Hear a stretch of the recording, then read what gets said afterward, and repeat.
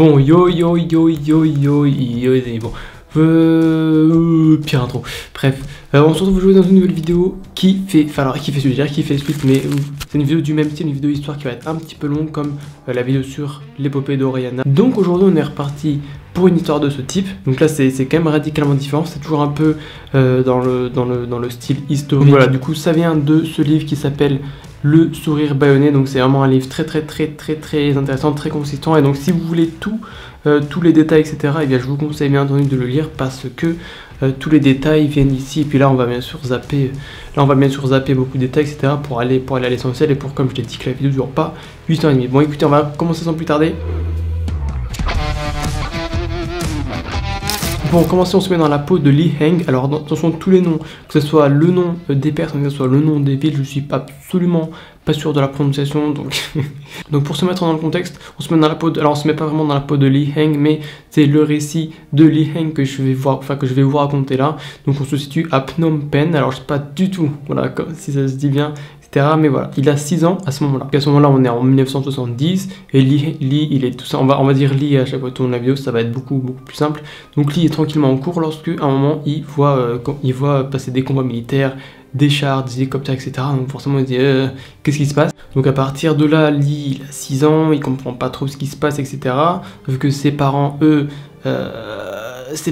sont un peu plus lucides à ce niveau-là. À partir de là, qu'est-ce qui se passe du coup? Les parents de Li, ils veulent retourner à Bakom. Bakom, qu'est-ce que c'est? C'est le nom du village de leur terre natale en fait. C'est-à-dire que là, ils étaient en ville, etc. Mais ils sont déjà retournés à Bakom, donc leur terre natale. Sauf que on va voir assez vite qu'ils vont pas vraiment avoir le choix. Donc à ce moment-là, les combats font rage pendant plusieurs jours et c'est un peu le chaos. Le peuple sait pas réellement ce qui se passe. Sauf qu'un beau matin, en avril 1975, Li voit par la fenêtre un défilé de soldats avec un drapeau blanc qui est censé annoncer la fin de la guerre, la délivrance notamment du peuple. Sauf que la joie est de courte durée. Donc là, on est le 17 avril 1975 et d'autres soldats arrivent. Donc ce sont les Khmers rouges, donc on va beaucoup en parler dans cette vidéo, on va voir un petit peu ce que c'est.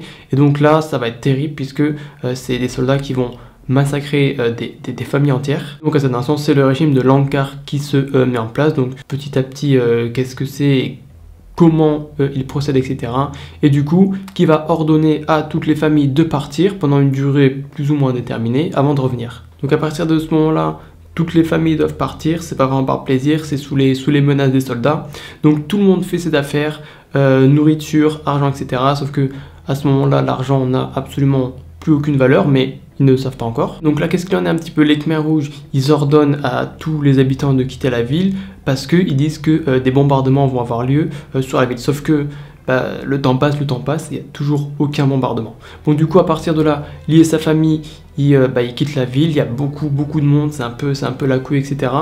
Et ils atteignent la pagode de la ville, tout simplement. Et là, on leur dit, écoutez, vous pourrez revenir dans quelques jours, attendez. Sauf que là, le doute s'instaure, puisque les 3 jours de base qu'ils devaient attendre se transforment très rapidement en 2 semaines. À partir de là, les parents de Li comprennent qu'il y a quelque chose qui va pas vraiment, et ils savent qu'ils vont pas réellement pouvoir regagner la ville, donc ils essaient de rejoindre Kampong Cham, donc leur village natal qui se situe à 100 km d'ici. À cet instant, c'est la période, c'est la saison sèche au Cambodge, parce que du coup il y a la saison des pluies où il pleut énormément, c'est très humide, etc. Et là du coup c'est la saison sèche, et il faut savoir que le soleil il fait très chaud, il tape très fort.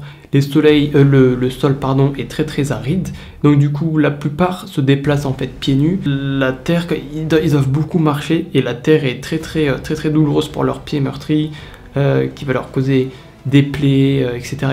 Et donc à partir de là, Lankar, donc qui est le nouveau régime communiste mis en place, et bien tout le monde est censé, en fait plus personne n'a réellement d'identité, chacun est camarade de l'autre, et d'ailleurs ils sont invités à signaler à Lankar, donc Lankar, un terme qu'on emploie assez souvent, donc qui est en gros le nom du parti tout puissant, on va dire, et beaucoup seront invités tout le monde sera invité à signaler ses capacités à Lankar, que ce soit au niveau de l'agriculture, que ce soit au niveau des études, de la culture, est-ce que j'ai été médecin pendant 5 ans, etc. Donc là c'est assez étrange, puisque donc du coup il faut savoir que tous les habitants de la ville convergent sur un chemin, etc. Et dès qu'il y en a certains qui essaient de s'arrêter un petit peu pour se reposer, pour manger ou pour boire un petit peu, et ben ils sont immédiatement bousculés par les Khmers rouges, donc il n'y a pas en gros une seconde à perdre. Bon, sauf qu'au bout d'un moment, ils arrivent à une intersection, ça se sépare en deux chemins. Donc du coup, Lee et sa famille sont envoyés vers le kilomètre 6. Voilà, c'est un endroit situé du coup à 6 km de cet endroit-là. C'est un endroit un peu avec un endroit un peu de forêt, de bois, etc. où les familles peuvent s'arrêter, se reposer, manger, boire un petit peu, etc. Sauf que forcément, il y a même qu'ils soient partis à droite ou à gauche, il y a énormément de monde et beaucoup sont obligés, parce qu'en fait c'est un chemin, il y a des rizières du coup des deux côtés et beaucoup de personnes sont obligées de descendre dans ces rizières là pour continuer à avancer tellement il y a de monde sur le chemin. Donc sur le chemin, parce qu'il y en avait bien évidemment qui étaient avec leur voiture, qui étaient avec leur moto, qui étaient avec leur vélo, enfin leur bicyclette notamment, et là les Khmers rouges arrivent tout simplement devant les familles, disent bon bah on a besoin de votre voiture, on a besoin de votre moto, etc. Bon, sauf que du coup c'est l'Ankar, le parti tout puissant, c'est la collectivité, tu vois, donc on donne et voilà. Donc à partir de ce moment-là, les habitants sont de plus en plus démunis face aux Khmers rouges. Et donc très vite une rumeur circule que du coup la nuit ils n'ont pas vraiment de droit à dormir, donc les habitants, les villageois dorment, enfin les habitants dorment à même sur le chemin de terre. Et donc il y a une rumeur comme quoi les Khmers écraseraient les habitants en pleine nuit comme ça avec un camion, avec des camions. Donc là, rumeur, est-ce que c'est vrai, etc. La famille de Lee prennent pas trop de risques, ils préfèrent descendre, dormir dans les rizières. Bon, même si c'est pas très pratique, ça reste quand même beaucoup plus safe que de se faire écraser par un camion en pleine nuit, quoi. Sauf que dans les rizières, il faut savoir qu'il y a pas mal de cadavres qui jonchent le sol, et il y a beaucoup aussi à cette époque-là de mines qui sont disséminées dans les rizières, donc c'est quand même assez périlleux de descendre là-dedans. Après tout ça, à un moment, ils arrivent, donc Lee, sa famille et tous les autres habitants, ils arrivent à une espèce de petite planche en bois qui forme un espèce de petit pont, et donc du coup tout le monde est obligé de passer, ça crée un espèce de gros attroupement, etc. puisqu'il y a de la place que pour qu'une personne puisse passer à la fois. Sauf qu'à ce moment-là, il faut savoir qu'aussi, il y a pas mal de cadavres, etc. qui jonchent un petit peu tout autour, il y a une odeur terrible, sauf que les gens sont forcés d'avancer, et la largeur, la petite largeur du pont fait que la plupart des gens ont été obligés d'abandonner le peu de choses qui leur restaient encore, et à ce moment-là, Lee et sa famille et quelques membres de sa famille avaient leur bicyclette, et ils disent qu'ils ont réussi par ils ne savent quel miracle à passer avec leur bicyclette sur le pont. Enfin, on peut même pas appeler ça vraiment un pont, parce que c'était une espèce de planche en bois plutôt qui faisait office de pont. Donc à partir de là, Lee et sa famille, ils doivent traverser le Mekong pour rejoindre du coup leur village natal, qui se retrouve de l'autre côté. Et donc du coup, ils vont finir par atteindre le Mekong en 2 semaines de marche. Et donc du coup, là, à partir de là, ils doivent un petit peu attendre qu'une occasion se présente pour passer, parce qu'il n'y a pas vraiment d'autre solution. Du coup, Lee et sa famille, qu'est-ce qu'ils font? Ils attendent sur la rive du Mekong, sauf que leurs réserves, puisqu'ils ont des réserves de nourriture notamment, commencent à s'épuiser petit à petit. Et donc au bout de plusieurs jours, forcément ils n'ont plus rien, et du coup ils sont forcés de pêcher dans le fleuve pour subvenir à leurs besoins, le temps que il y ait une occasion qui se présente pour traverser le Mekong. Donc à partir de là, il y a quelques jours plus tard une dizaine de bateaux, 30 bateaux il me semble, qui vont arriver, qui vont leur proposer d'embarquer, etc. Sauf que Lee et sa famille, ils ne veulent que traverser le fleuve, ils veulent pas embarquer à destination de on ne sait où, et ils auront bien fait, puisque ils sauront un peu plus tard que seulement 3 des environ 30 bateaux seront arrivés à destination, et que le reste avait été massacré, les autres avaient été massacrés et tout simplement balancés dans le fleuve, voilà. Et donc là du coup, une nuit, il y a un bateau Khmer qui arrive et qui arrive comme ça avec la torche, donc qui désigne la famille de Lee, enfin la mère de Lee plus précisément, enfin vous madame, vous avez beaucoup d'enfants, etc. embarqués, et du coup voilà, ils vont embarquer sans trop d'accro, ils vont se retrouver tranquillement du coup de l'autre côté du Mekong. Bon, cet instant, on se trouve à la période de la saison sèche, donc comme on a dit, le sol est très aride, très dur aussi, et donc ils partent tôt le matin pour éviter justement les grosses chaleurs de la journée, de l'après-midi, Et donc, et donc à ce moment-là, pendant qu'ils font des pauses notamment pour boire, pour manger, du coup, Lee et ses frères et sœurs, parce qu'il y a de nombreux frères et sœurs, bien ils s'amusent parce qu'il y a pas mal d'endroits disséminés, des grenades par-ci par-là, et donc c'est leur petit jeu, ils s'amusent à déterrer les grenades, voilà. Bon, à partir de ce moment-là, ils arrivent à Bacom, donc le petit village qu'ils voulaient atteindre, tout simplement pour y vivre tranquille, sauf que là, quand ils arrivent sur place, tout est détruit et il y a des membres de l'Ankar qui sont présents, qui leur disent partez, partez, rien n'est à vous, rien n'est à vous. Et donc ils sont sommés de partir un peu on ne sait où. En gros, plus rien ne leur appartient, ils sont obligés de partir, de refaire leur vie ailleurs. Et d'ailleurs, les espèces de tranchées qui ont été creusées par-ci par-là dans le village suggèrent qu'il y a beaucoup de cadavres qui ont sûrement dû être enterrés ici.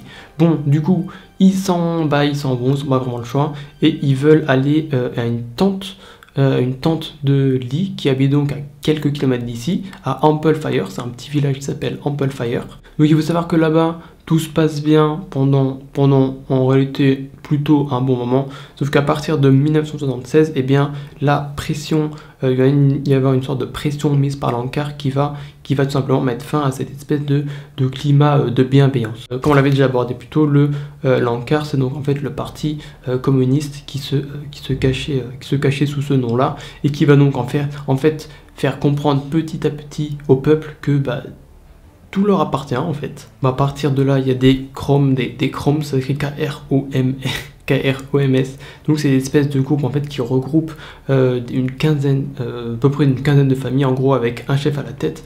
Et en gros, à partir de là, ça va être le début du règne de l'Ankar, et puis ça va être un chef qui va surveiller en gros en permanence. En fait, tout le monde va se retrouver globalement sous la surveillance de quelqu'un en permanence. Donc ça va à partir de là devenir un véritable enfer. Donc l'Ankar fait un espèce d'appel en gros pour connaître le passé culturel et étudiant des habitants, et donc tout simplement pour travailler avec eux, sauf que finalement au bout d'un moment, tous ceux qui ont finalement dit qu'ils avaient eu un passé plus ou moins culturel et ou étudiant, donc ont été envoyés là-bas pour soi-disant travailler avec eux, sauf qu'après plusieurs mois, ils n'étaient toujours pas de retour, les familles étaient toujours sans nouvelles. Donc il y avait quelques frères et sœurs de Lee qui étaient donc envoyés enseigner à d'autres enfants, d'autres élèves pour leur apprendre notamment à lire, à écrire. Sauf qu'au bout d'un moment, ils se sont dit que s'ils manifestaient s'ils se manifestaient en gros pas en tant qu'analphabètes, tout simplement ils allaient probablement être envoyés quelque part on ne sait où. Et voilà, donc du coup ils ont feinté ne pas être en incapacité en gros d'enseigner à lire et à écrire pour rentrer chez eux un petit peu pépère, parce que sinon ils savaient pas trop ce qui leur serait arrivé. À partir de là, beaucoup de réunions qui ont lieu en fait pour pas faire un lavage de cerveau, on va dire, mais pour changer quand même un petit peu la mentalité du peuple, parce que le travail maintenant il est nommé lutte, donc maintenant il faut se mettre au service de l'Ankar. Donc toujours en 1976, l'Ankar va passer la seconde, puisque un beau jour ils vont entrer dans toutes les maisons et dévaliser à peu près tout ce qu'il y a dévalisé, les bijoux, les vêtements, et donc dans les maisons il reste pas grand chose. Ils embarquent aussi les vêtements, donc il faut savoir qu'il n'y a plus que une tenue on va dire par personne, que d'ailleurs les habitants sont obligés de teindre en noir sous ordre de l'Ankar. Donc peu de temps après ça, Lee et tous les autres enfants d'ailleurs, ça dépend, il y en a qui sont assignés à telle et telle tâche, et Lee avec un groupe d'enfants est assigné donc à la création, à la fabrication d'engrais tout simplement, et c'est aussi dans le même temps à partir de là qu'ils vont apprendre à être encadrés, disciplinés, etc. Donc à cet instant précis, Lee a 7 ans, et petit à petit du coup, le travail vient remplacer lentement mais sûrement, relativement brusquement en fait. À partir de ce moment-là, l'Ankar va détruire un peu tout ce qui est l'aspect culturel et religieux, les sanctuaires, les statues notamment de Bouddha. Et d'ailleurs un vieillard, après la destruction d'un des sanctuaires, il y a un vieillard qui va arriver en pleurs devant la statue, qui va porter la statue, qui va se pavaner avec devant tout le village, presque en pleurant, en implorant mais qu'est-ce que vous avez fait, qu'est-ce que vous avez fait. Et là on va avoir une phrase très emblématique de ce livre et globalement de l'Ankar tout simplement, qui est la suivante: à te supprimer aucune perte, à te garder aucun profit. Et donc là c'est une phrase que que le peuple, que les habitants vont entendre durant les prochaines années, durant tout le terrible règne de Lankar. Donc il y a un petit lac, auquel Lee et les autres aimaient bien aller jouer, aimaient bien aller se baigner, etc. Sauf que maintenant ça va tout simplement se transformer en un gigantesque chantier finalement, défrichage, taille de bois et creuser la terre tout simplement à la force des bras. Et donc du coup à partir de là, il y a carrément un camp qui est levé sur place pour que, parce que tout simplement il y a beaucoup de travail et donc les enfants du coup ne rentrent même plus le soir au foyer familial. Donc du coup comment s'organisent les journées? Les journées commencent entre 4 et 5 heures du matin jusqu'à midi. À partir de là, il y a une pseudo-pause entre midi et 14 heures un petit peu pour manger. Ensuite, ça reprend de 14 à 18 heures. Ensuite, il y a une deuxième pseudo-pause entre 18 et 20 heures. Et le travail reprend généralement de 18 à 23 heures, de 20 à 23 heures, pardon. Et donc là, on rappelle quand même qu'on est encore sur des enfants qui ont moins de 10 ans. Ça va nous faire à peu près 12 heures de travail dans la journée, si ce n'est plus. Donc il faut bien sûr savoir que dans tout ça, il y en a beaucoup qui travaillent. Donc là, en l'occurrence, ils travaillaient liés les autres sur un espèce de, donc notamment du défrichage, etc. Sauf qu'il y en avait beaucoup d'autres qui travaillaient dans les rivières, dans des champs de patates douces, dans des champs de légumes. Et donc bien sûr, il y en arrivait que ils mangent quasiment pas, ils mangent extrêmement peu, enfin ils sont très mal nourris en tout cas, et donc du coup forcément il y en a qui volent pour se nourrir, pour survivre, pour subvenir à leurs besoins tout simplement. Sauf que du coup il y a l'espèce de réunion le soir, il y a des espèces de réunions pour un peu entre guillemets débattre de comment la journée s'est passée, est-ce que les travaux ont bien avancé, etc. Et bien à ce moment-là, ceux qui avaient osé voler la moindre tomate ou le moindre grain de riz dans la rizière se trouvaient battus devant tous les autres, bien sûr, pour montrer l'exemple, pour montrer voilà ce qui se passe quand vous voulez Lankar. Et donc c'était bien entendu en public pour faire peur aux autres, pour dire voilà ce qui va vous arriver. Ne vous avisez pas de voler le moindre gramme, ou bien vous serez battu de tous les côtés. Donc voilà, on a d'un côté le peuple qui bosse 12 heures par jour et qui mange à peu près 3 fois rien, et d'un autre côté, les membres de Lankar qui se gavent tout simplement sur le dos du peuple. Et ça en était même au stade où ils n'avaient pas le droit d'aller dormir avant de prononcer la phrase suivante: qu'il pleuve ou qu'il vente, de jour comme de nuit, tu dois faire, sans faute ni plainte, ce que t'ordonne Lankar. Donc là, ça nous donne un petit peu une idée là de la petite ambiance sympathique qui s'instaurait, les conditions de travail, etc. Lui, à ce moment-là, il est sur un chantier et sa mère est à ce moment-là sur un autre chantier. En fait, il faut savoir que toutes les familles, tous les membres de la famille sont dispatchés un peu à droite à gauche sur différents chantiers, etc. Et du coup, ils peuvent pas rentrer se voir le soir. Les autorisations pour se voir sont extrêmement rares. Sauf que un jour, Lee du coup se décide d'aller voir sa mère, et là il se heurte à des chefs, il va voir sa mère, on n'a pas besoin de ça, etc. Un autre jour, il va tomber sur un autre chef auquel il se heurte, qu'il y aille, balance le chef. Donc là, c'est toujours la saison sèche, on rappelle, donc là il court sur le sol sec et craquelé, etc. Les conditions sont tellement difficiles que Lee finalement va tomber sous les pommes sans un arbre, il va se réveiller, quelqu'un l'aura ramené chez sa mère. Et donc là, au petit matin, il y a des garçons de son groupe qui viennent gentiment le chercher et l'attacher. Du coup, il est livré à lui-même dans un bâtiment, il est attaché, il n'a pas vraiment la notion du temps. Et là, tout simplement, il n'y a pas vraiment de mystère. Il va se faire battre, tout simplement, et il va se remettre au travail dès le lendemain matin. Parce que oui, mesdames et messieurs, eh bien, vous n'avez pas le droit d'être malade. En fait, on bosse tous les jours à peu près, le plus possible, voilà. Et à partir d'un certain moment, ils vont mettre en place les cantines collectives. Et donc, les cantines collectives, qu'est-ce que ça inclut? Ça inclut qu'ils vont rentrer dans toutes les maisons et qu'ils vont s'emparer de tous les ustensiles de cuisine. Et tous les ustensiles de cuisine dans la maison, en fait, c'est ce qui restait. C'était la seule chose qui restait à toutes les familles. Donc finalement, les familles n'ont plus rien dans leur maison. Et du coup, comment ça fonctionne? Il y a un membre de la famille qui peut aller chercher toutes les rations pour la famille. Donc il faut savoir que la ration pour la famille, la ration pour une personne, c'est une louche d'eau de riz. Et donc en fait, qu'est-ce que c'est une louche d'eau de riz? C'est une louche d'eau dans laquelle il y a quelques grains de riz tout au mieux qui flottent. Et qu'est-ce qu'ils font? Ils mettent tout ça dans une grosse je sais pas si on peut appeler ça une marmite, dans un récipient, et du coup ils vont chercher un petit peu à agrémenter. Est-ce qu'ils trouvent des plantes un petit peu, des racines, en fait un peu tout ce qu'ils peuvent, des plantes, des racines, des insectes, sauf que à partir d'un certain moment, eh bien donc les fameuses cantines collectives mises en place, eh bien donc c'est plus, il y a plus de je vais chercher ma ration à la cantine pour toute la famille et on mange tranquille à la maison. Non, il n'y a plus de ça.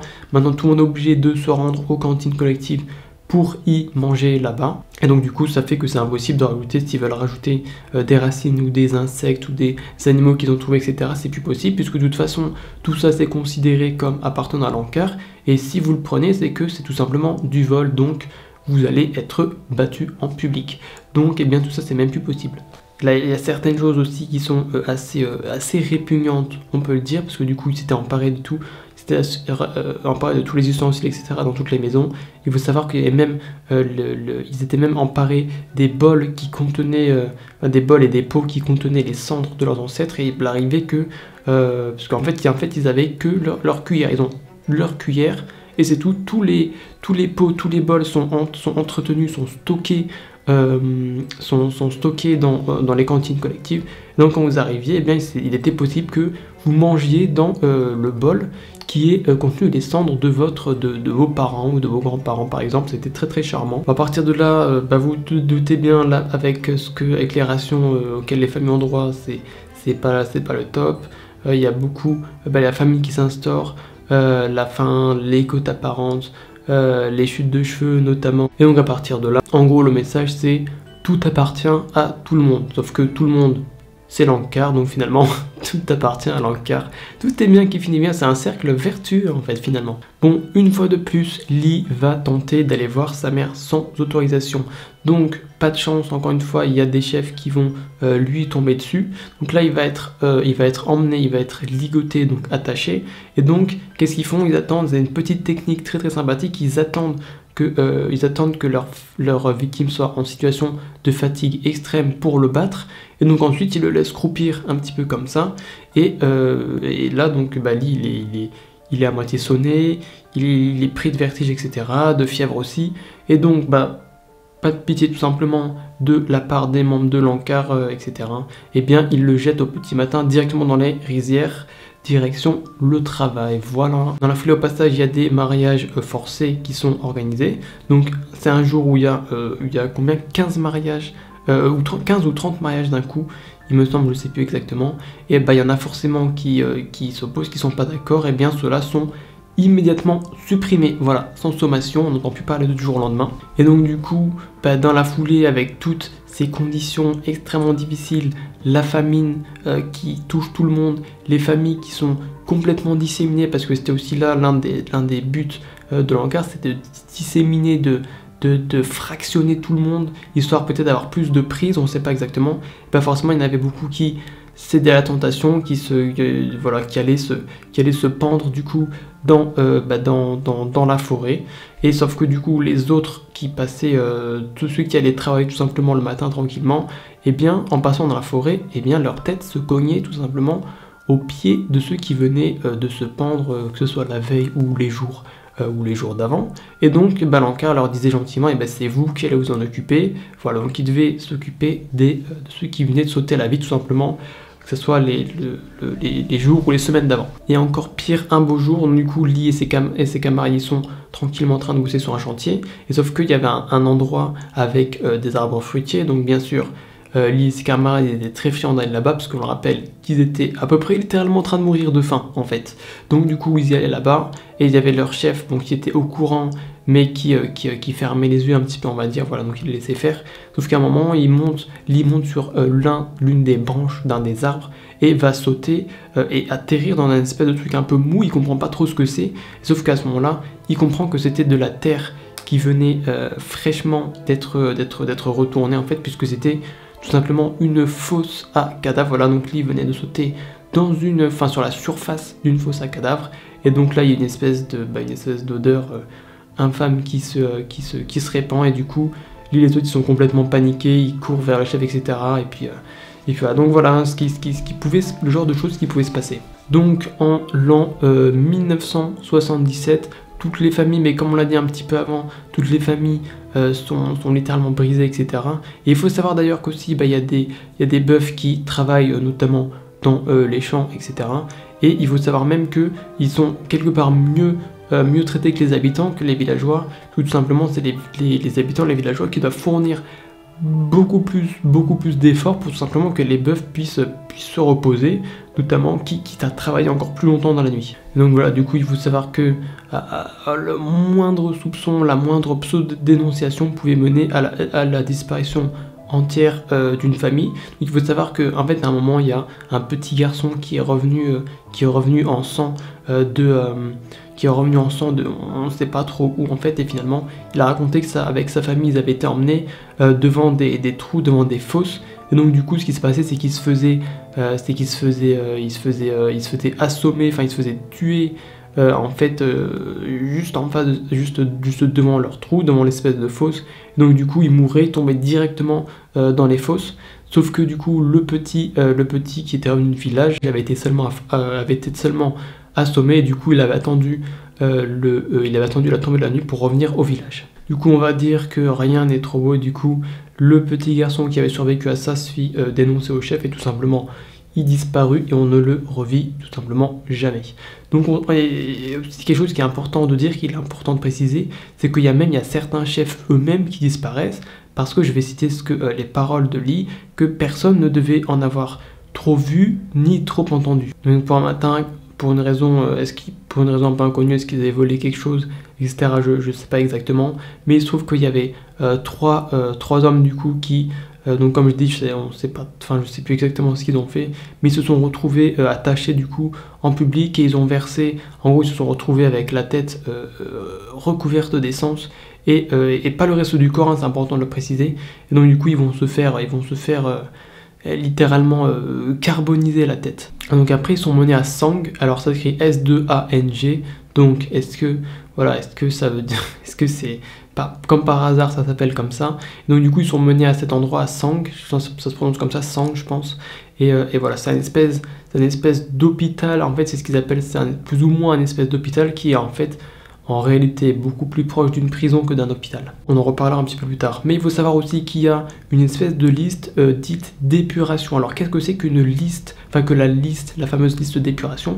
Tout simplement une liste sur laquelle ils dressent les noms. Donc on dit que sur la liste sur laquelle se dressaient les noms, et bien si le nom y était inscrit, et bien la personne disparaissait dans les 2 jours.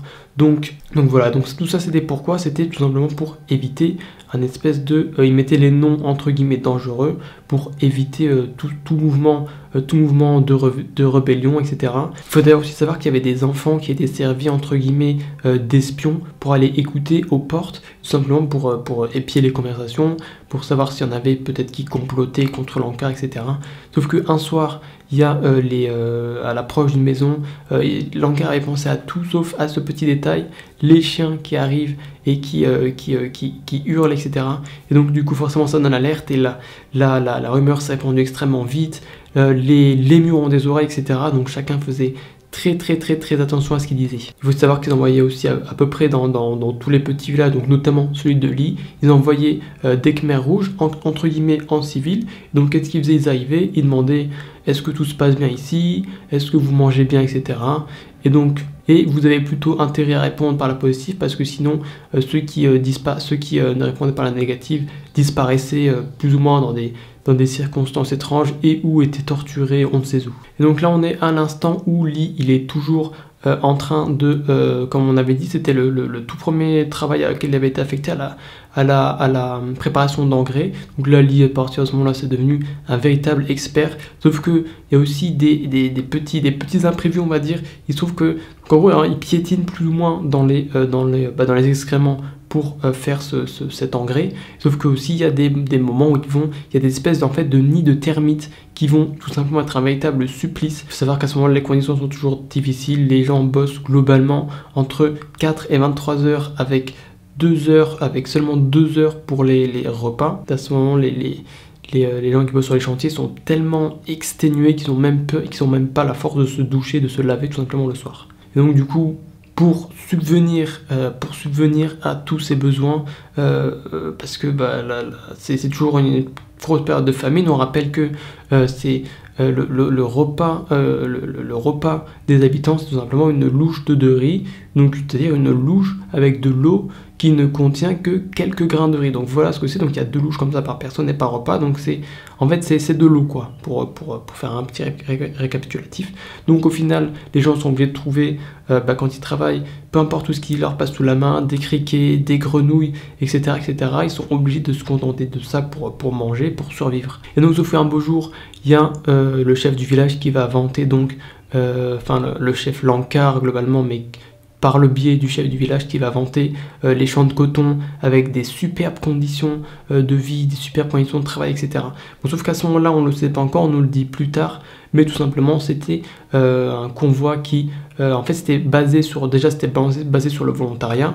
Donc, en gros, les familles s'inscrivaient, puis il y en avait certaines qui étaient sélectionnées et d'autres non. Et en fait, finalement, on apprend plus tard que c'est un espèce de convoi où les gens étaient déportés et les gens étaient en fait massacrés tout simplement.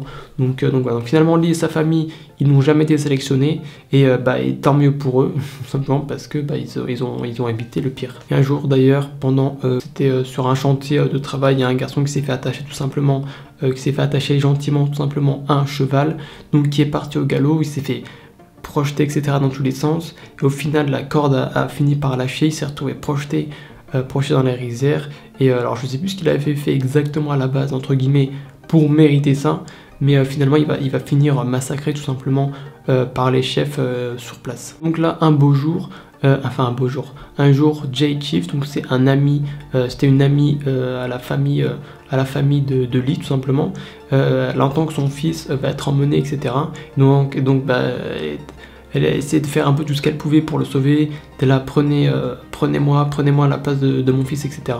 Et donc là, qu'est-ce qui se passe, ni deux, ils prennent les deux, voilà, ils prennent les deux, sauf que du coup son fils va mourir finalement peu de temps après, et donc du coup ils avaient été amenés à l'espèce de prison qui était appelée hôpital mais qui fait plus office de prison, et donc pendant ce temps-là, pendant 18 mois, Jay va être en fait, il y a des espèces de bassines remplies d'eau, enfin des espèces de grands récipients remplis d'eau dans lesquels les gens se font immerger la tête tout simplement pour se faire torturer.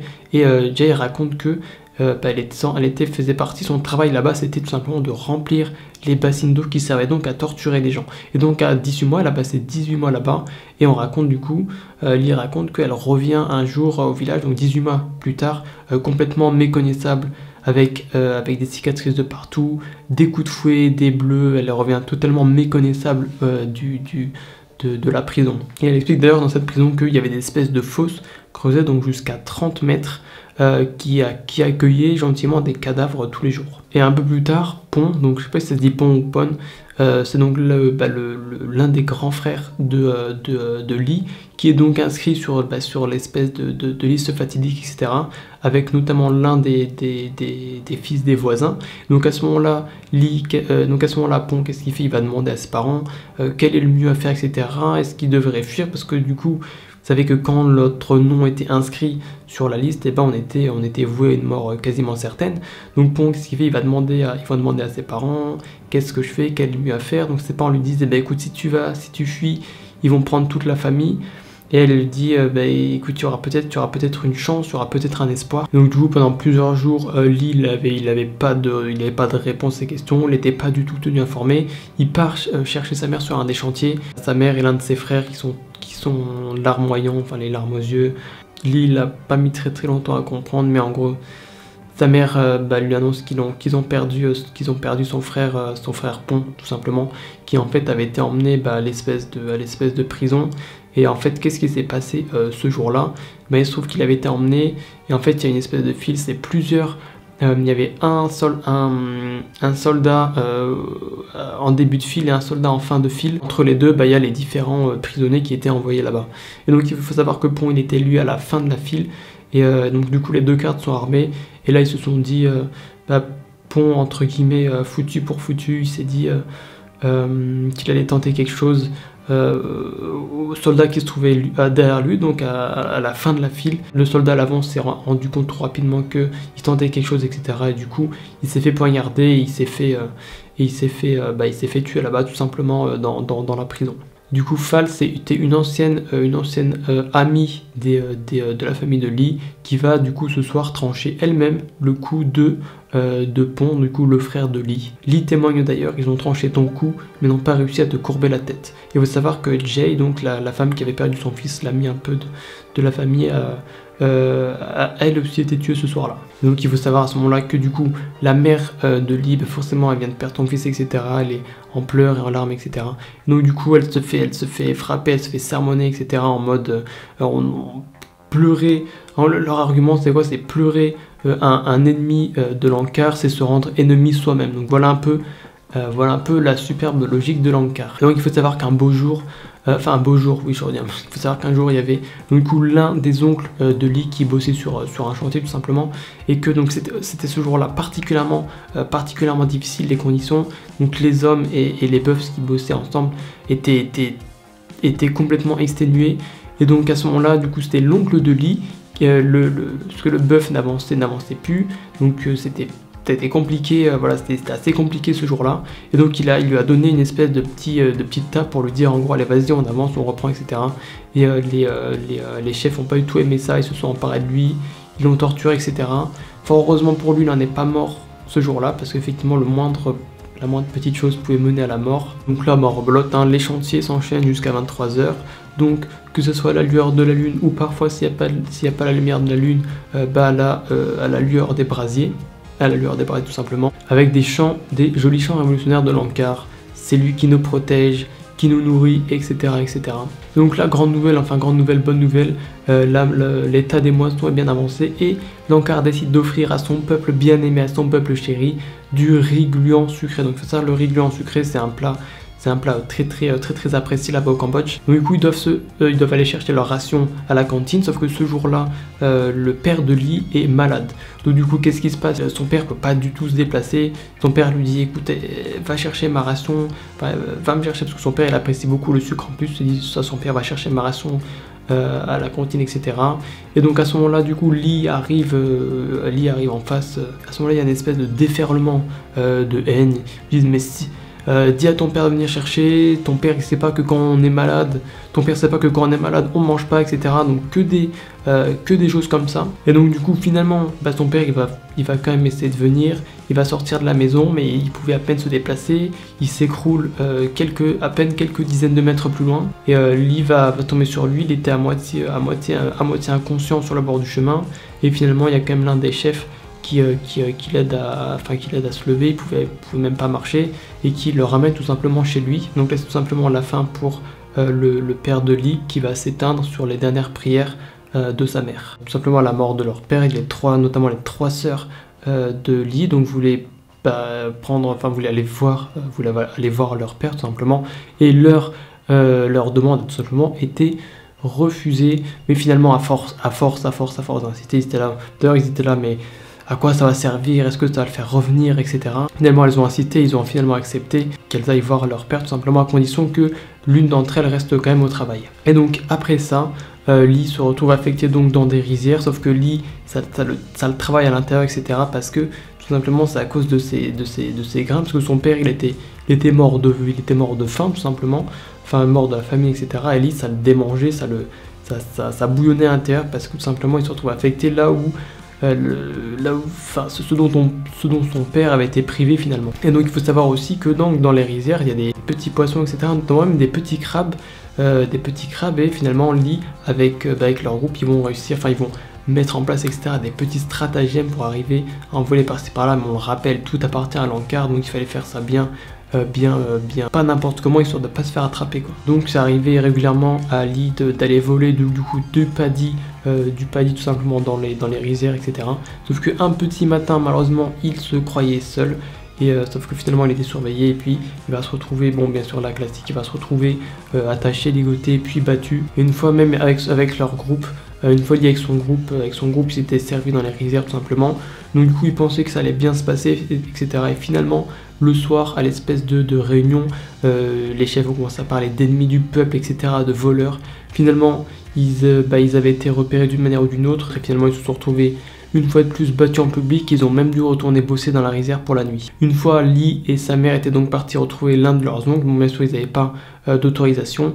Donc, pas de chance, encore une fois, ils tombent sur des chefs qui vont les emmener, ils vont se retrouver dans une espèce d'endroit où il y a beaucoup de gens attachés comme ça, ils sont attachés, ligotés pendant 4 jours, donc le seul moment, sachant que le seul moment où ils sont détachés, etc., c'est pour aller faire leurs besoins, donc finalement ils vont se retrouver pendant 4 jours comme ça, attachés, ligotés, sans réellement rien faire. Donc du coup cet endroit c'était un lieu où il y avait beaucoup de femmes, beaucoup d'enfants qui étaient torturés. Donc à un moment Lee s'est retrouvé entre guillemets relaxé, donc il était libre. Donc voilà, il y avait des espèces de petites maisons un petit peu à droite à gauche où il y avait des espèces de séances de torture, etc. Donc forcément c'était formellement interdit de s'en approcher. Lee s'est quand même approché, caché dans les herbes, etc. Et donc il arrive, il y avait une femme qui se faisait torturer, qui était accusée, il l'accusait que son mari était un ancien soldat. Elle était là, mais non, mon mari était marchand, etc. Et du coup, ils finirent par lui arracher les 5 ongles. Et au bout de supplice, la femme était là, oui, mon mari était soldat, etc. Et donc au final, est-ce que son mari était vraiment soldat, ou bien est-ce qu'elle avouait tout simplement ce qu'il voulait entendre, histoire de faire cesser la torture? Telle est la question. Et donc du coup après plusieurs jours être attachés comme ça, ils furent renvoyés tout simplement directement au travail, sauf que ils étaient restés pendant plusieurs jours dans la même position, etc. Forcément ils étaient tout engourdis et voilà. Et donc ils étaient bien sûr dans le même temps ils étaient complètement affamés, ça change pas. Et pendant le travail, parfois il y avait ils tombaient sur des verres, etc. Ils se jetaient dessus et ils se faisaient fouetter immédiatement, ils se prenaient des coups de fouet immédiatement, puisque c'est tout simplement interdit par l'Ankar, puisque tout leur appartient. Et un jour, il y a d'ailleurs un homme complètement affamé qui est tombé sur une espèce de racine. C'était une racine toxique, sauf que c'était une racine, il savait que cette racine était toxique, mais la faim le tenaillait tellement qu'il s'est décidé à la manger. Puis du coup, finalement, il a eu une espèce de... Il n'en est pas mort, mais il a eu une espèce quand même de crise, qu'il a dû être envoyé chez lui pour la journée. Et donc après leur journée de travail, Lee et sa mère se sont retrouvés attachés à nouveau, sauf que la mère de Lee à ce moment-là était détachée pour aller faire ses besoins, sauf qu'à ce moment-là elle est tombée sur une superbe scène horrible où il jetait tout simplement un bébé par terre, la tête la première, parce que c'est-à-dire que voilà, il y avait tout le monde y passait, les enfants, les bébés, etc. Et donc du coup, à un moment ils se font détacher en disant le chef du village veut vous voir, etc. Donc là ils savaient pas trop, ça annonçait forcément rien de bon. Donc ils arrivent à ce moment-là et il y a l'une des sœurs donc à la pagode, et donc avec la fameuse femme qui s'appelle Fal, et donc qui avait, on se rappelait, tranché le cou déjà de l'un des fils de la mère de Lee, donc l'un des frères de Lee. Donc du coup ils arrivent à la pagode, il y a cette femme là. À partir de ce moment là, la mère de Lee va prendre sa sentence, va se faire fouetter, etc. Et au bout de 60 coups de fouet, Lee va se jeter pour prendre les coups à sa place, etc. Il se fait directement dégager, pas le droit d'aider, pas le droit de... aucune entraide n'est possible, etc. Voilà. Et donc du coup à partir de... une fois les 80 coups de fouet atteint, c'est la sœur de Lee qui va se jeter, etc. Et là, rebelote, c'est pareil, elle se fait rouer de coups, interdiction de l'aider, etc. Et au final, la mère de Lee se sera prise 100, pas moins de 100 coups de fouet, depuis en fait la mort de son fils, Pont. La mère de Lee était sans cesse malade, fiévreuse, etc. Et un beau jour, Lee est allé la voir, il est arrivé, il a retrouvé la maison complètement vide. Et en fait, elle avait quand même été envoyée au travail. Il faut savoir qu'elle n'avait même pas vraiment les capacités et qu'ils avaient même mis en place un espèce de système. Ils l'avaient mise dans un chariot carrément, comme elle ne pouvait pas se déplacer, tout simplement pour qu'elle puisse assurer le travail. À un certain moment, pendant cette période, Lee et sa famille vont être mutés dans une espèce de champ de légumes, et ils expliquent qu'à ce moment-là, ils avaient 500 grammes de riz par jour, donc pour la famille, donc ce qui n'est pas énorme, ce qui ne suffit pas à combler la faim, bien entendu, qui était quand même beaucoup plus que ce qu'ils avaient habituellement, etc.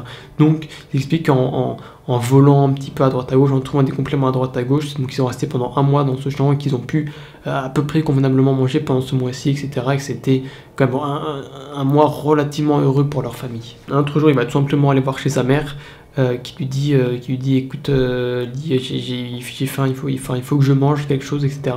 Donc là il va pas très loin de chez lui voir sa tante qui lui donne 3 patates douces. Et Lee ensuite qu'est-ce qu'il fait? Il va chercher tout simplement à la cantine la ration de nourriture qu'il veut ramener. Et sauf que là il y a quelques chefs qui lui tombent dessus.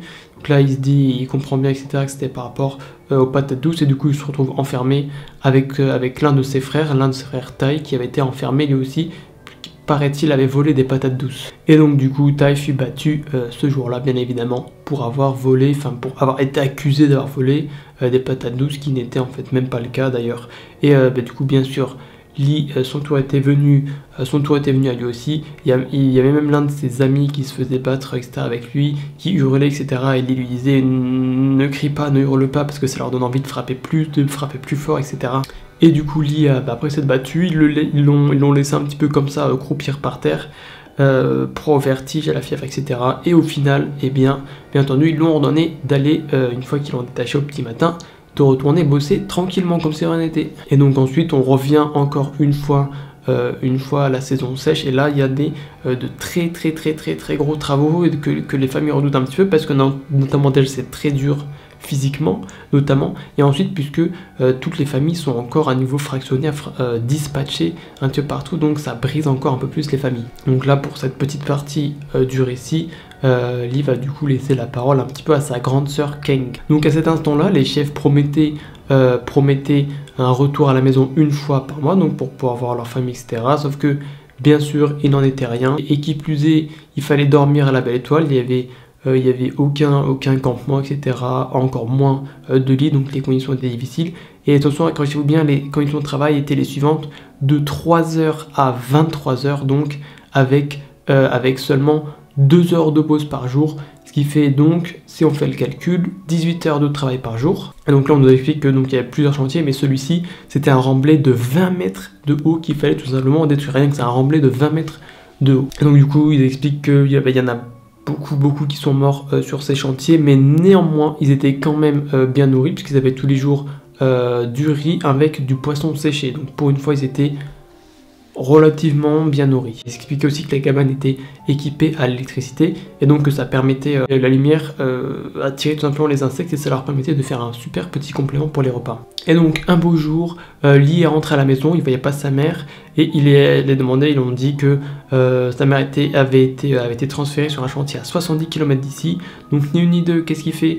Lee, il chope le premier convoi qui part là-bas, il arrive en pleine nuit, etc. Il cherche sa mère, on lui dit mais écoute, il fait nuit, il faut attendre que le jour se lève pour qu'on cherche ta mère, etc. Il cherche ta mère un peu partout, mais il faut savoir qu'il y a des milliers de personnes sur ces chantiers, c'est vraiment très difficile. Finalement, il arrive quand même à trouver une femme qui lui dit oui, j'ai vu ta mère, etc. Elle travaille par là-bas. Et donc là, sur ce chantier, il y avait l'une femme qui était très appréciée de la famille de Lee. C'était Fall, tout simplement, la femme qui avait torturé elle-même la mère de Lee et qui avait tué l'un de ses fils. Donc là il y avait un homme à qui il était posé des questions, il répondait pas vraiment, etc.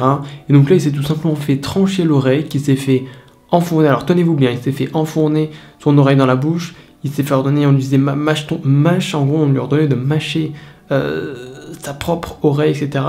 Et on lui disait j'y arrivais pas, etc. Il demandait de l'aide pour qu'elle soit coupée en petits morceaux. Et donc pour toute réponse, ils lui ont tranché sa deuxième oreille. Et tout simplement, peu de temps après, il a été tué et transporté.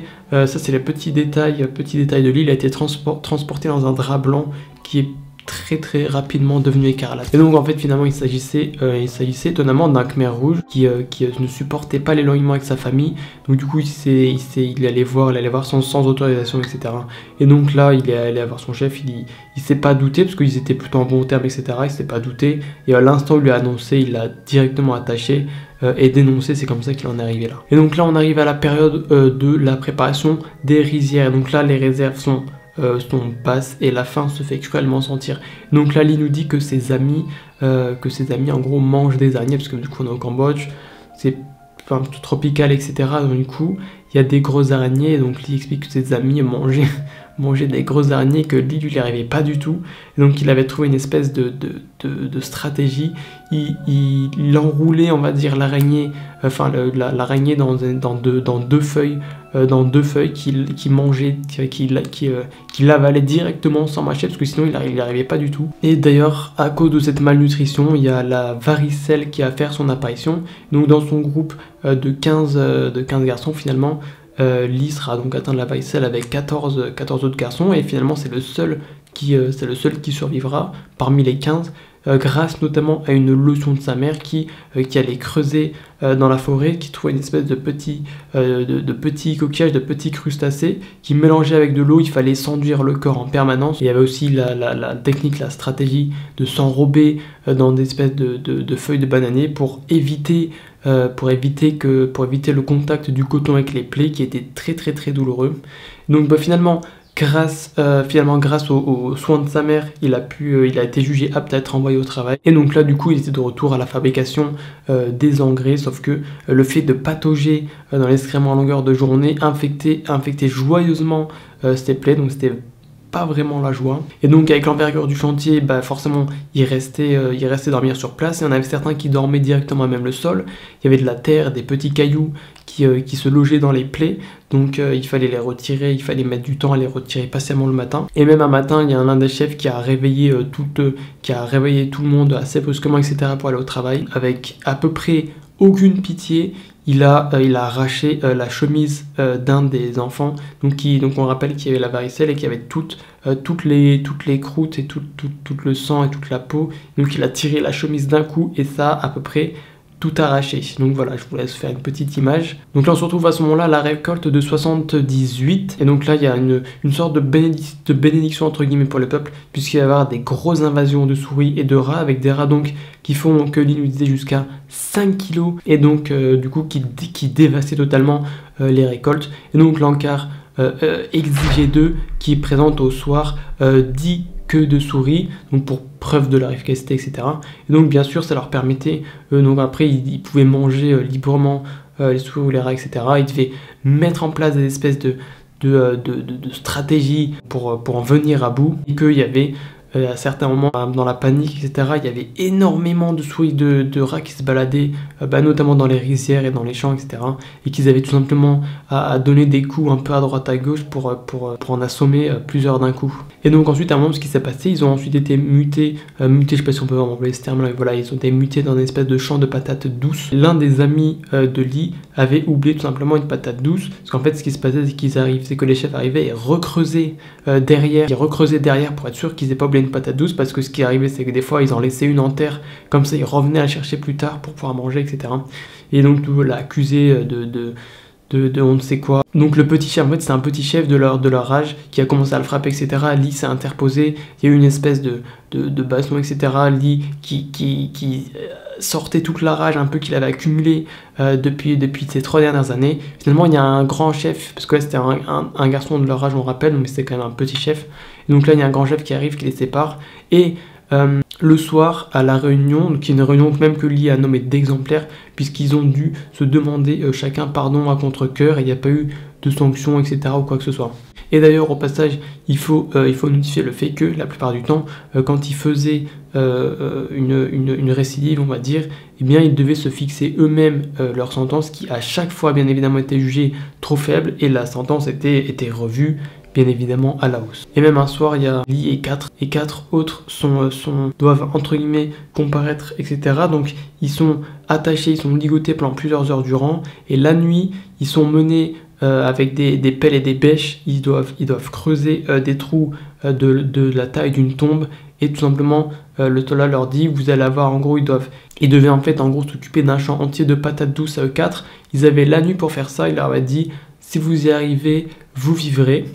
Donc là, à partir de là, Lee, qu'est-ce qu'il fait? Il y va, il perd pas une seconde, il y va d'arrache-pied, sauf que les heures avancent, et c'est une tâche absolument impossible. Sauf que finalement, il y a, au bout d'un moment, à l'avancée de la nuit, il y a plusieurs groupes qui vont arriver de la pagode, et qui vont leur prêter main forte, etc. Ils vont pouvoir finir le champ et pouvoir vivre. Donc à partir de là, les choses vont changer entre la fin des années 78 et le début des années 79. Les chefs vont être sous tension, ils vont pas arrêter de parler de la frontière avec le Vietnam.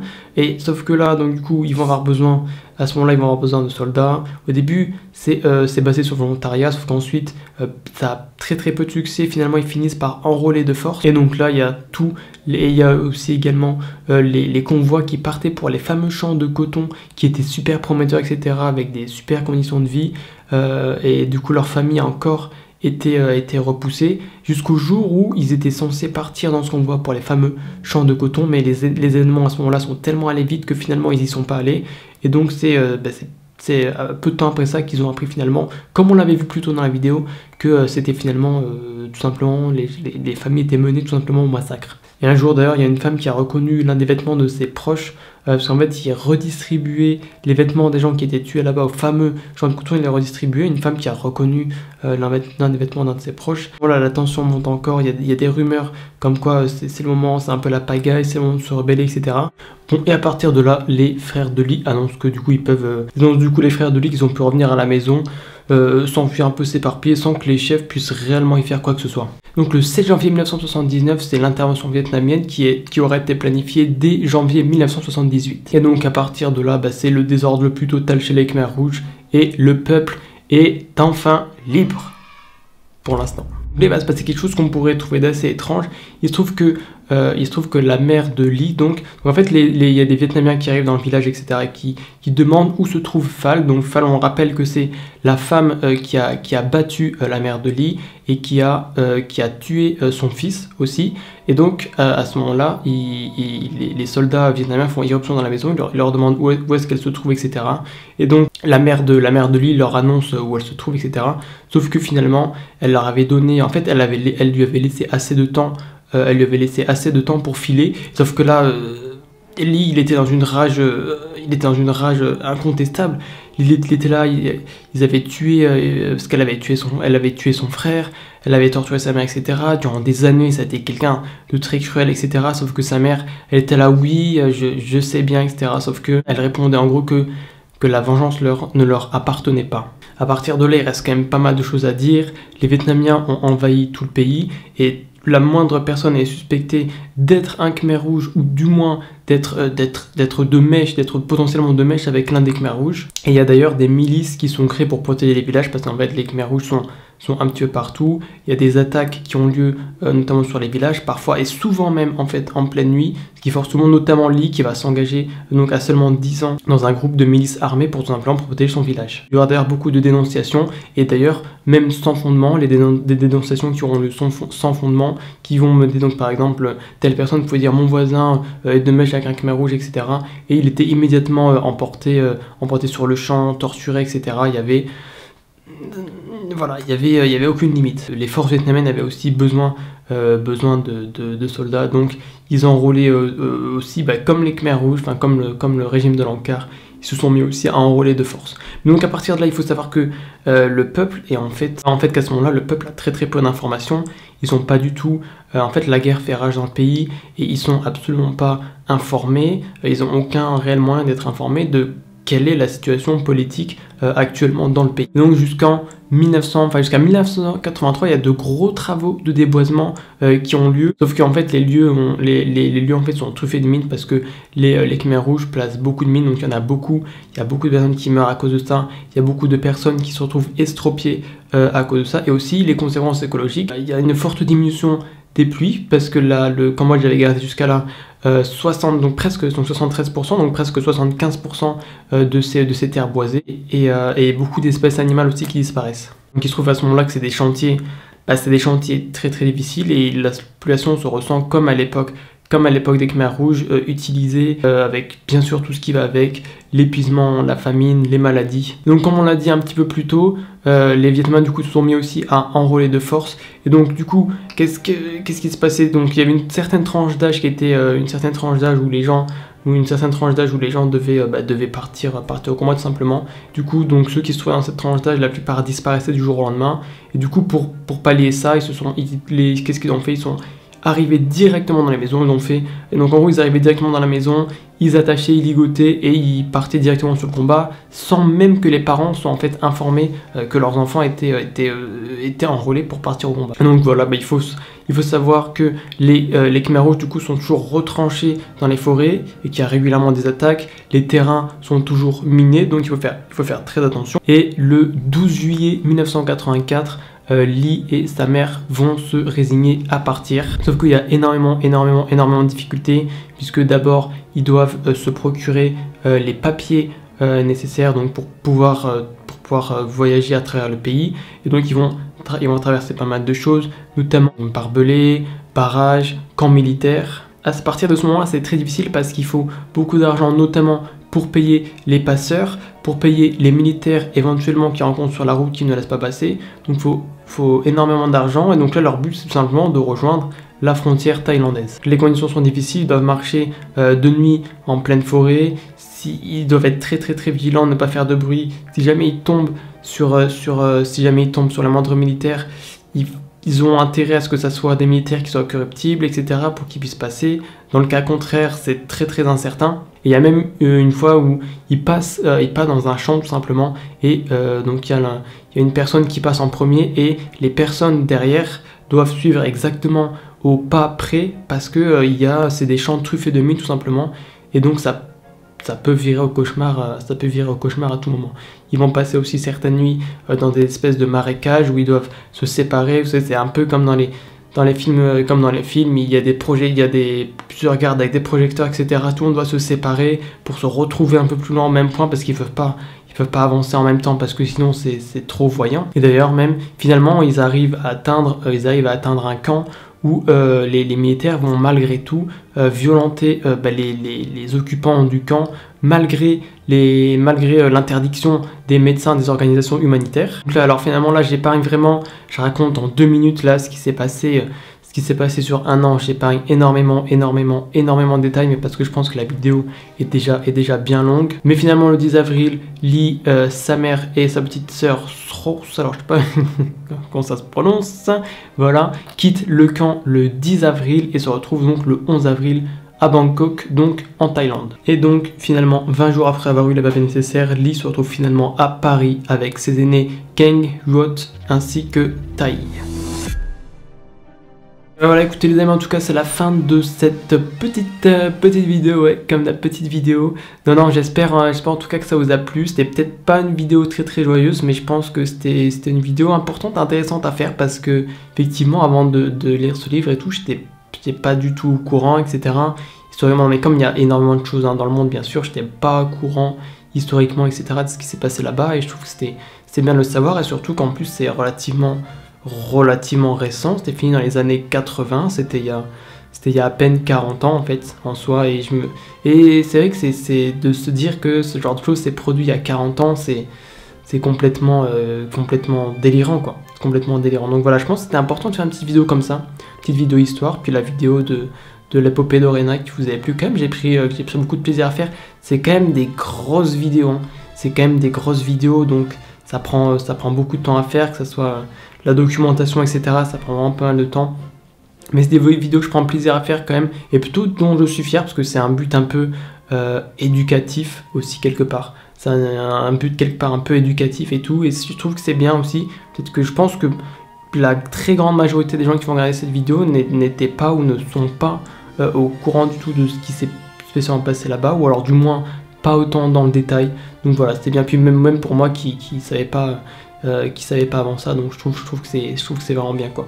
Bon, en tout cas voilà, il n'y aura pas pour l'instant d'autres vidéos prévues comme ça, mais il se peut qu'il y en ait, voilà. Comme celle-ci n'était pas spécialement prévue à la base, comme celle d'Oriana n'était pas non plus spécialement prévue à la base, mais il y en aura peut-être d'autres, peut-être bientôt, peut-être pas du tout, donc voilà. Bon, en tout cas, je vous remercie d'avoir cliqué, je vous remercie d'avoir visionné cette vidéo jusqu'au bout. Je pense qu'il y en a très peu qui ont visionné jusqu'au bout, parce que je pense que ça va être une vidéo assez longue, assez consistante, je pense au moins 45 minutes comme la dernière vidéo sur Oriana. Donc voilà, je vous remercie, vous, peut-être les personnes qui se comptent sur le doigt d'une main, là, qui ont regardé la vidéo jusqu'ici. Je vous remercie, je vous donne rendez-vous dans de prochaines vidéos. Prenez soin de vous, ciao!